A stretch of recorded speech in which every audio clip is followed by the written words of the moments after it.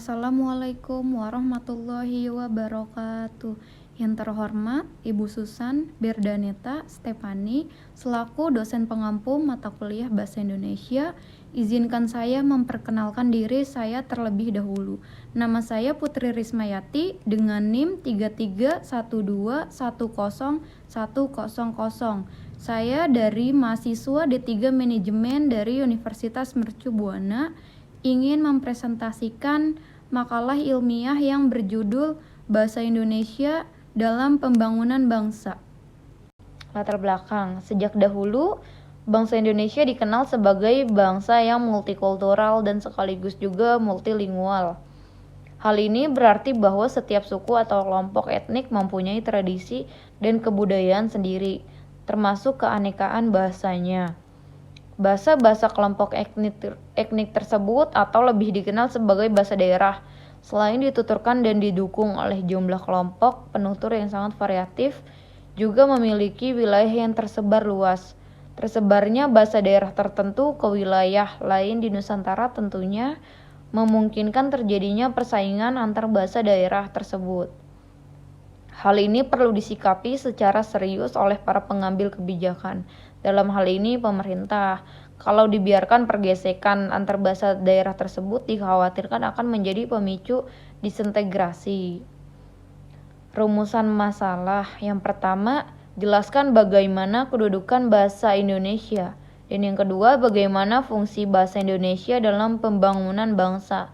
Yang ketiga, apa saja peran bahasa Indonesia dalam pembangunan bangsa. Tujuannya yang pertama agar mengetahui tentang penjelasan bagaimana kedudukan bahasa Indonesia. Dan yang kedua agar mengetahui bagaimana fungsi bahasa Indonesia dalam pembangunan bangsa. Dan yang ketiga agar mengetahui apa saja peran bahasa Indonesia dalam pembangunan bangsa. Pembahasan yang pertama yaitu kedudukan dan fungsi bahasa Indonesia. Kedudukan dan fungsi bahasa Indonesia sudah dibekukan.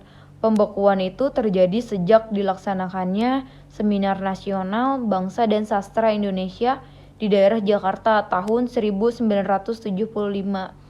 Berdasarkan itu, hasil seminar itu disebutkan maka bahasa Indonesia berkedudukan sebagai bahasa nasional secara resmi dimulai tahun 1928, yaitu sejak Sumpah Pemuda.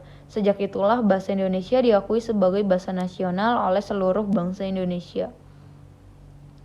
Dalam kedudukannya sebagai bahasa nasional, bahasa Indonesia mempunyai 4 fungsi, yaitu yang pertama sebagai lambang kebanggaan bangsa. Bahasa Indonesia mencerminkan nilai-nilai sosial, budaya yang mendasari rasa kebangsaan kita. Atas dasar kebanggaan ini, bahasa Indonesia kita pelihara dan kita kembangkan, serta rasa kebanggaan pemakainya senantiasa kita bina. Yang kedua, sebagai lambang identitas nasional. Di dalam melaksanakan fungsi ini, bahasa Indonesia tentulah harus memiliki identitasnya sendiri pula, sehingga ia serasi dengan lambang kebangsaan kita yang lain.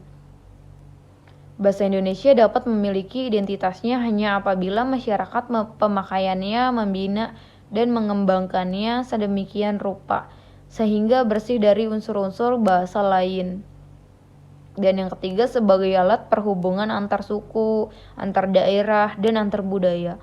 Berkat adanya bahasa nasional, kita dapat berhubungan satu dengan yang lain sedemikian rupa, sehingga kesalahpahaman sebagai akibat perbedaan latar belakang sosial, budaya, dan bahasa tidak perlu dikhawatirkan. Dan yang keempat sebagai alat yang memungkinkan terlaksananya penyatuan berbagai suku bangsa yang memiliki latar belakang sosial, budaya, dan bahasa yang berbeda-beda ke dalam satu kesatuan kebangsaan yang bulat. Di dalam hubungan ini, bahasa Indonesia memungkinkan berbagai suku bangsa itu mencapai keserasian hidup sebagai bangsa yang bersatu dengan tidak perlu meninggalkan identitas kesukuan dan kesetiaan kepada nilai-nilai sosial budaya serta latar belakang bahasa daerah yang bersangkutan. Yang kedua, dalam kedudukannya sebagai bahasa negara secara resmi dimulai tahun 1945. Bahasa Indonesia sebagai bahasa negara artinya Bahasa Indonesia harus digunakan oleh seluruh masyarakat Indonesia dalam situasi formal yang berhubungan dengan masalah kenegaraan.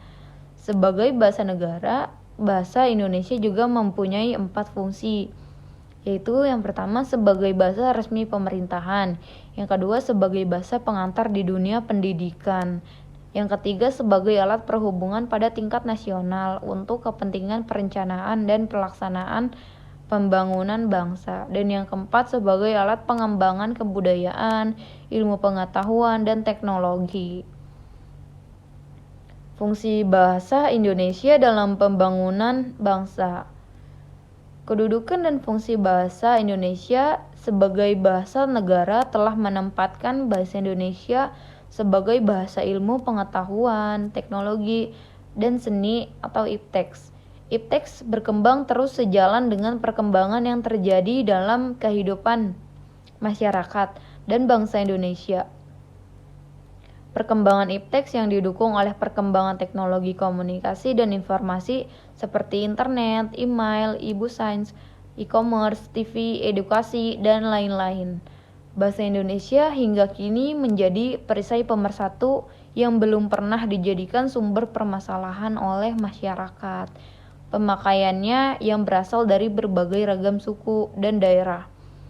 Hal ini dapat terjadi karena bahasa Indonesia dapat menempatkan dirinya sebagai sarana komunikasi efektif, berdampingan dan bersama-sama dengan bahasa daerah yang ada di Nusantara, dalam mengembangkan dan melancarkan sebagai aspek kehidupan dan kebudayaan, termasuk pengembangan bahasa-bahasa daerah. Dengan demikian, bahasa Indonesia dan juga bahasa daerah memiliki peran penting di dalam memajukan pembangunan masyarakat di dalam berbagai aspek kehidupan. Selanjutnya, peran bahasa Indonesia dalam pembangunan bangsa. Untuk dapat meminimalisir adanya gejolak yang mengancam kerukunan dan kesatuan bangsa, bahasa Indonesia adalah sebagai alat pemersatu untuk menjaga stabilitas nasional sehingga tercipta masyarakat yang kondusif yang pada akhirnya mempercepat proses pembangunan di berbagai bidang seluruh wilayah Nusantara. Yang pertama, peran bahasa dalam kaitannya dengan dunia kesenian. Dalam rangka perbincangan tentang seni terdapat 2 perkara yang dapat dikategorikan daripada bidang tersebut, yaitu seni rupa dan seni persembahan. Secara prinsipnya, seni rupa merujuk kepada sebarang hasil seni visual atau tampak, manakala seni persembahan merujuk kepada hasil karya yang dipamerkan untuk tontonan khalayak ramai. Bahasa dapat diartikan sebagai sebuah perlambangan yang memberikan makna terhadap suatu konsep. Menurut Bloch dan Traeger 1942, bahasa merupakan sebuah kumpulan simbol vokal yang digunakan masyarakat sosial untuk berkomunikasi.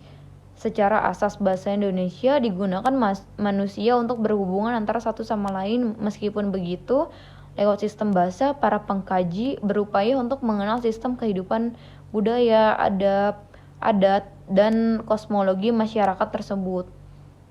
Yang kedua, peranan bahasa Indonesia terhadap perkembangan ilmu pengetahuan dan teknologi. Bahasa merupakan alat komunikasi, alat yang satu dengan yang lain. Dengan bahasa, semua dapat dimengerti maksud dan tujuan tertentu.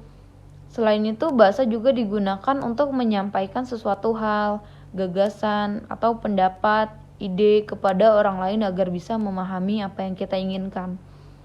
Menurut Sunario, tanpa adanya bahasa atau termasuk bahasa Indonesia, iptek tidak dapat tumbuh dan berkembang. Selain itu, bahasa Indonesia di dalam struktur budaya ternyata memiliki kedudukan, fungsi, dan peran ganda, yaitu sebagai akar dan produk budaya yang sekaligus berfungsi sebagai sarana berpikir dan sarana pendukung pertumbuhan dan perkembangan ilmu pengetahuan serta teknologi. Tanpa peran bahasa serupa itu, ilmu pengetahuan dan teknologi tidak akan dapat berkembang. Kesimpulan dari saya, jadi dapat disimpulkan bahwa yang pertama, kedudukan dan fungsi bahasa Indonesia di wilayah NKRI adalah sebagai bahasa nasional dan bahasa negara. dalam pembangunan bangsa, yakni perisai pemersatu yang belum pernah dijadikan sumber permasalahan oleh masyarakat pemakainya yang berasal dari berbagai ragam suku daerah. Dan yang kedua, bahasa Indonesia berperan penting dalam pembangunan bangsa karena bahasa Indonesia merupakan bahasa resmi kenegaraan yang berperan penting dalam memajukan pembangunan masyarakat dalam berbagai aspek kehidupan, yang akhirnya mendorong kemajuan dalam berbagai aspek kehidupan dalam pembangunan bangsa Indonesia. Saran dari saya, marilah kita sama-sama menjaga bahasa Indonesia agar menjadi bahasa yang dapat mempersatukan berbagai kelompok masyarakat dengan melakukan pembinaan dan pengembangan bahasa Indonesia agar tercapai pemakaiannya yang tercermat, tepat, dan efisien. Terima kasih. Sekian dari saya. Wassalamualaikum warahmatullahi wabarakatuh.